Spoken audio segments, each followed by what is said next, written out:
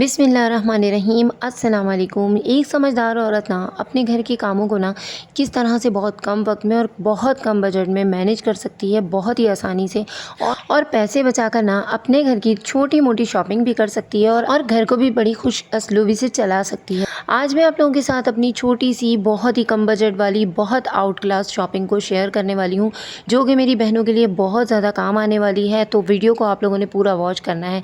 तो ये है भाई वो शॉपिंग जो कि मैंने की थी और बहुत कम बजट में की और काफ़ी पैसे बचा के की थी। ये मैं 2 मंथ से पैसे बचा रही थी थोड़े थोड़े करके, तो फिर मेरे पास इतने पैसे हो गए थे कि जो मेरी ज़रूरत की चीज़ें थी ना वो मैं लेकर आ गई थी। तो मैंने सोचा कि मैं अपनी बहनों के साथ इन तमाम चीज़ों को शेयर भी कर देती हूँ, क्योंकि बहुत सारी बहनें ऐसी होती हैं जिनको बहुत बजट फ्रेंडली चीज़ों की ज़रूरत होती है। तो यहाँ पे आपकी बहन का मशवरा और चीज़ें दोनों हाजिर हैं। तो भाई ये जो है परफ्यूम है, ये सानिया मिर्ज़ा का और स्पोर्ट्स स्टार है। मैंने ये पहले भी यूज़ किया है और मुझे ना इसकी फ्रेगनेंस बहुत अच्छी लगती है। सबसे बड़ी जो बात है ना वो ये कि बजट फ्रेंडली है। यहाँ पे मैं आपको बताती चलूँ कि ये तो मैं करीबी शॉप से लेकर आई थी अपने घर के, लेकिन ये आपको ऑनलाइन भी बहुत आसानी से मिल जाता है और ओरिजिनल भी मिल जाता है। तो यहाँ पे इस तरह की पैकेजिंग में ये आता है, इतना ज़बरदस्त अच्छा है और बहुत ही ज़्यादा फ्रेगनेंस इसकी बहुत अच्छी है। धीमी धीमी सी है लेकिन बहुत लॉन्ग लास्टिंग है। इसके अलावा ये जो पाउडर मैं यूज़ करती हूँ ना, टैल्कम पाउडर, जो बच्चों को मैं बहुत ज़्यादा लगाती हूँ, तो इसकी जो फ्रेगनेंस है बिल्कुल परफ्यूम जैसी है। और सबसे बड़ी जो बात है, ये 200 के अंदर अंदर हमें मिल जाता है। तो है ना एक बजट फ्रेंडली बात।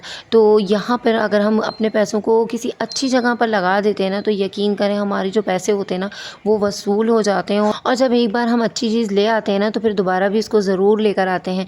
अच्छा, इसका जो फ्लेवर है ना उसका नाम पैशन है। और जब ये मैंने फ़र्स्ट टाइम लिया था तो मैंने इसके नाम पर बिल्कुल भी गौर नहीं किया था। उसके बाद एक और लेकर आई तो वो भी मुझे अच्छा लगा। इसके मैंने सारे तकरीबन फ्लेवर यूज़ किए हुए हैं, लेकिन मुझे ना सबसे ज़्यादा अच्छा यही लगता है। और जब बच्चे स्कूल जा रहे होते हैं ना, ख़ास तौर पे सुबह के टाइम, तो जब मैं उनको लगाती हूँ तो बहुत ही उनके यूनिफॉर्म में से ना बहुत अच्छी फ्रेगनेंस आ रही होती है।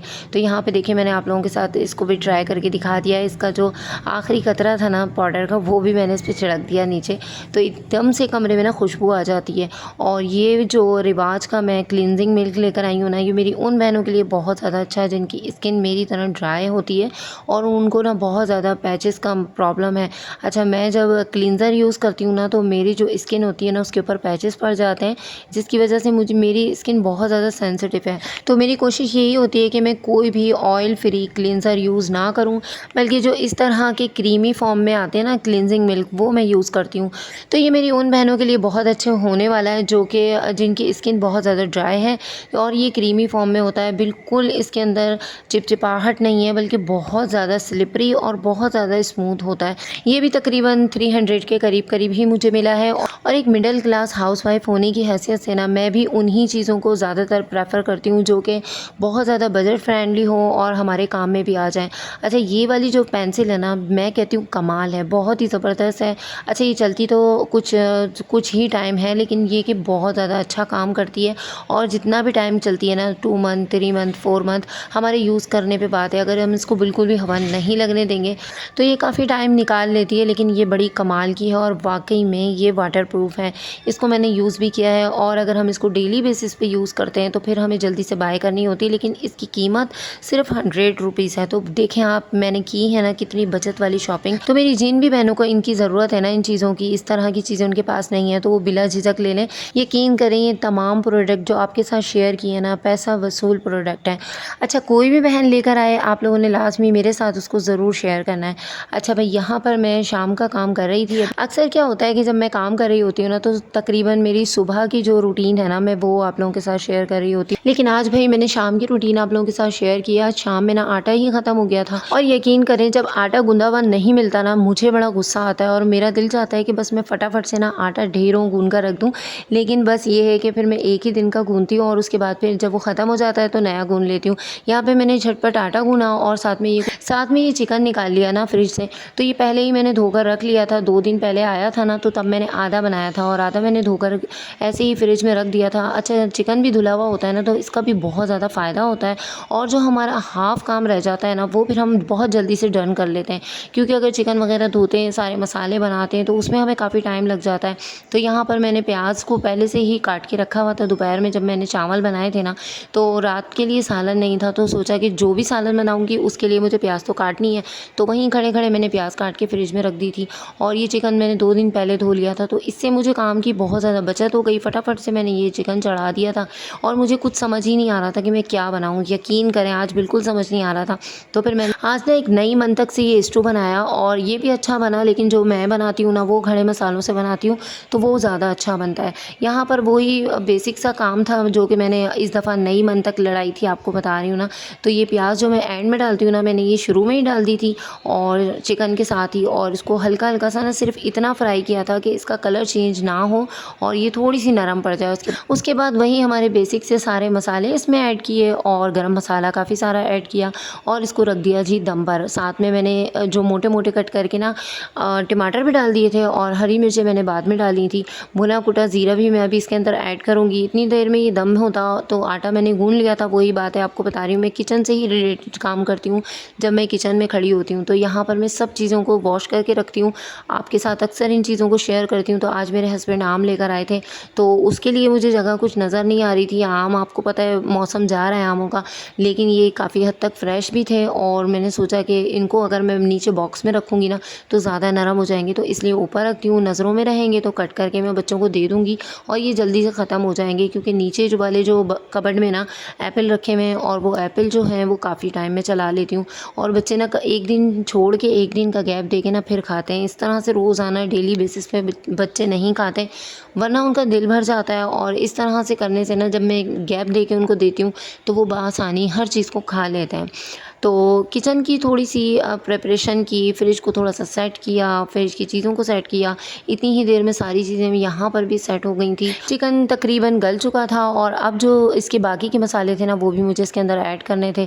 तो साथ में लहसुन अदरक को ऐड किया। इसके अलावा फिर ये कि मुझे मिर्चें कुछ कम लग रही थी, क्योंकि ना इसमें साबुत मिर्चें भी डलती हैं और वो सिर्फ 3 थी, तो वो मैंने बारीक-बारीक कट करके डाल दी थी। इस वक्त आपको वो कैमरे में नज़र नहीं आ रही हैं, तो फिर मैंने सोचा कि मैं ना थोड़ी-सी कुटी हुई मिर्चें भी डाल देती हूँ। कुटी हुई मिर्चें डालने से ना थोड़ा-सा एक तो ये चटपटा भी हो जाएगा और थोड़ा-सा सालन बढ़ भी जाएगा, उसका मसाला भी बढ़ जाएगा। तो यहाँ पे देखिए वही टमाटर जो मैंने आपको बताया मैंने वो ऐड किया और मुझे नहीं समझ में आ रहा था कि मैंने ना क्या-क्या चीज़ें ऐड की करनी हैं, लेकिन मुझे जब मैंने बनाया ना तो यकीन करें बहुत ही ज़बरदस्त ये स्टू तैयार हो गया। फ़र्स्ट टाइम बनाया, फ़र्स्ट टाइम आप लोगों के साथ इसको शेयर भी किया। इसके अलावा ये कि जब मैं किचन में खड़ी हुई होती हूँ तो आपको वही बता रही हूँ कि कुछ ना कुछ काम मैं निकाल ही लेती हूँ। फिर खीरा लेकर आई फ्रिज में से और खीरा भी कट करके रख दिया। तो वही बात है कि अगर हम टाइम को मैनेज करके चलें ना और किचन में खड़े होकर किचन के तमाम कामों को हम बआसानी कर सकते हैं, क्योंकि हमें पता होता है कि हमने अपना घर, अपना किचन किस तरह से चलाना है और अपने बच्चों के लिए भी टाइम निकालना है, अपने लिए भी टाइम निकालना है। तो ये छोटी-छोटी बचत, छोटे-छोटे कामों को करना और फिर पैसे बचाना, टाइम बचाना, ये हमारे बड़े काम में आता है।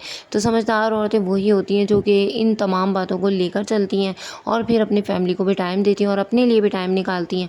तो यहाँ पर आटे को मैंने कुछ रेस्ट दे दिया था और इतनी देर में बाकी के सारे काम किए थे, तो आटा बस अब निकालने का टाइम हो रहा था। तो 1-2 मुक्की मारी है इसके अंदर और उसके बाद इसको मैंने फिर निकाल लिया था।